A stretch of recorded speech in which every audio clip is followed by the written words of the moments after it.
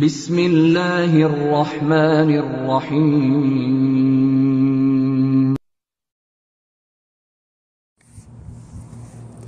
ওয়ালাইকুম আসসালাম রহমতুল্লাহ ওবরাকাতুহু।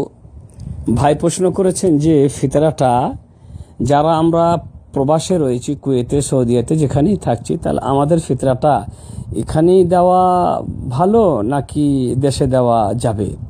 তো ভাই কথা হচ্ছে, প্রথমত এই ফিতরাটাকে বলা হয়েছে, এটা হচ্ছে আমাদের মানে রোজার বা একটা তোহরাতুল সাইম বলা হয়েছে আর কি, মানে রোজাদারদের পবিত্রতার একটা জিনিস এটা আর কি। মানে যেখানে আপনি রোজা রেখেছেন, যেখানে আপনি আছি আমরা, সেখানেই এটা দেওয়া উচিত, এটাই হচ্ছে নিয়ম। বাকি থাকছে যে যেখানে আমরা আছি সেখানে লেবার মতন লোক নেই, কাকে দিব? কে আমার জাকাতের ফিতরাটা, চালটা আমার কে নেবে?